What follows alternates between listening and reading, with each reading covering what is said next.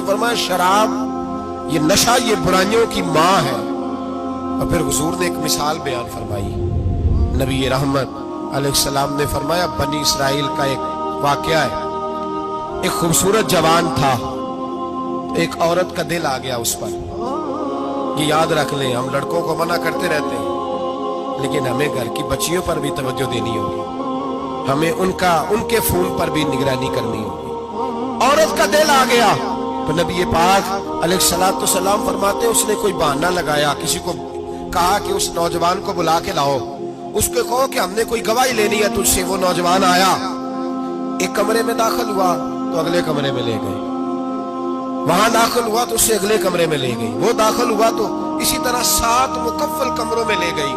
मेरे करीम रसूल मेरे महबूब पाक अलैहिस्सलाम फरमाते, सहाबा को समझा रहे हैं मीठे लबो लहजे में, फरमाते जब सबसे पिछले कमरे में ले गई तो एक लड़का बंधा हुआ था वहां रस्सियों से, शराब का प्याला पड़ा हुआ था।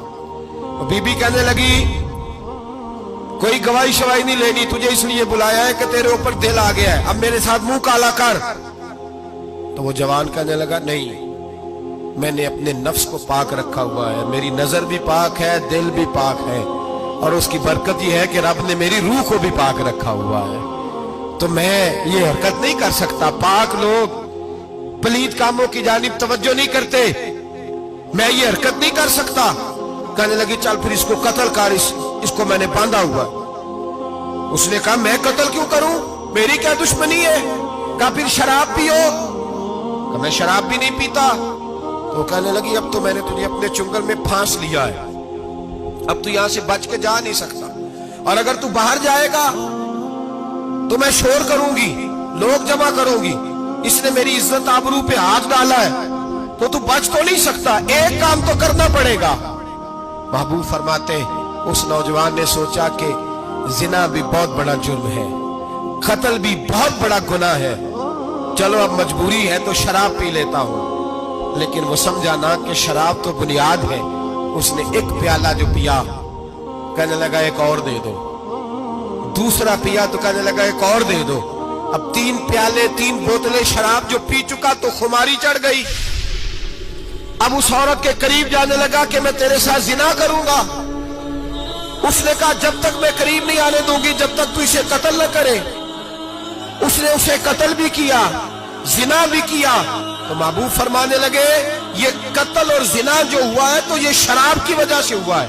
गोया शराब वो जुर्म है जो कत्ल भी कराएगी, जो जिना भी कराएगी। और अगर आप नशई को देखें, अगर आप शराबी को देखें, तो क्या वो डकैतियां नहीं करता फिरता, वो चोरियां नहीं करता, वो अपनी ही माँ का जेवर नहीं बेच आता, वो अपनी ही बहन का पड़ा हुआ जहेज नहीं बेच आता, वो अपने ही घर में डाके नहीं डालता, वो अल्लाह के घर मस्जिद में आकर के चोरी नहीं करता।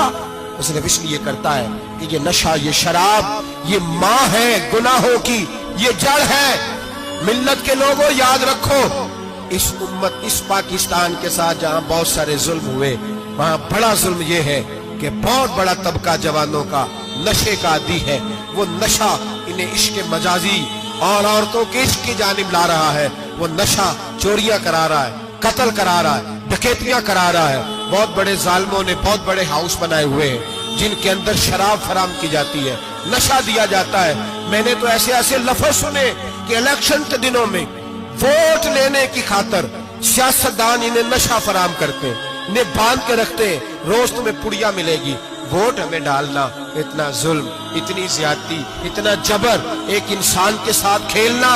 लौट आओ, पकड़ो इनका दामन, अपने घरों को बचाओ, अपने दोस्तों को बचाओ। जागो जागो उम्मत के लोगों, जागो। मेरे नबी पाक सल्लल्लाहु अलैहि वसल्लम के कलमा गो लोगों